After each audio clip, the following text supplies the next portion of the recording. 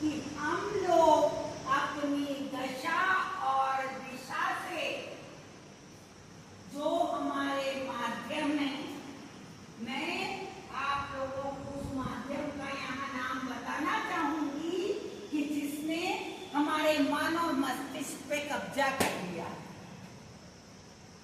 और जब उस मोबाइल ने हमारे मन और मस्तिष्क पे कब्जा कर लिया तो हमारे जो मार्गदर्शक हैं, जो हमारे टीचर हैं, जो हमारे गुरु हैं और मध्य प्रदेश शासन जो चाहता है कि हमारे विद्यार्थी कैसे भी करके अपने भविष्य का निर्माण करें, तो ये जयंतियों को मनाने की परंपरा कि हम उनके जीवन से पुनः प्रेरणा लेकर के और जहां तक बन सके इनका कम उपयोग करके और हम अपने जीवन को दिशा और दशा सही।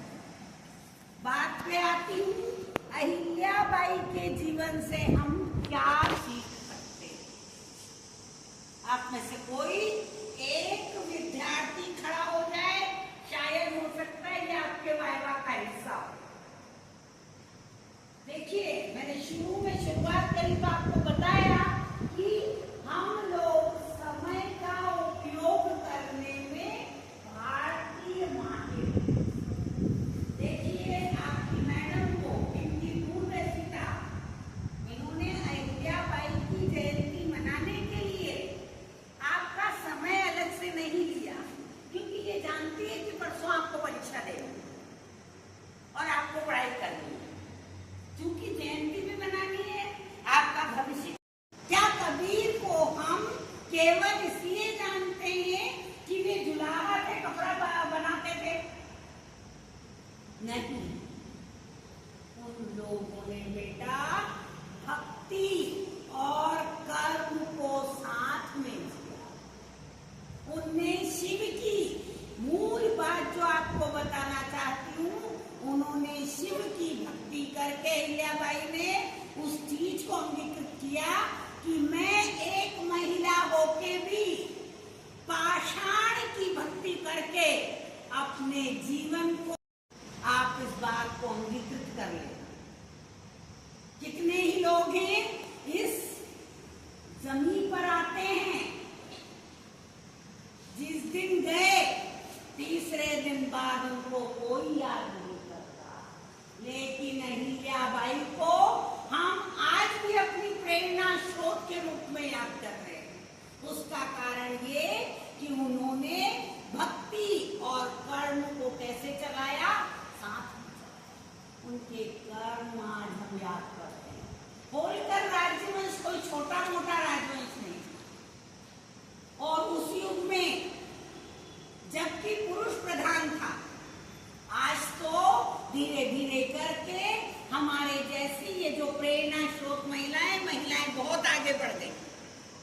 आज के युग में यदि हम कोई विद्रोह या किसी बात का विरोध करते हैं तो उतनी बड़ी बात नहीं है जैसी होलकर राजवंश के साथ उन्होंने अपने राजवंश को सजाया।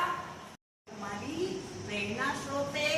बच्चों, आप लोग ये कभी न भूलें कि हमारा कर्म ही हमारी इस जमीन पर हमारे नाम को जीवित रखेगा, न तो हमारी सत्ता। होलकर राजवंश को लोग भूल जाएं, अहिल्याबाई को लोग नहीं भूलते। क्यों? बाकी के नाम क्यों याद नहीं हमको उस राजवंश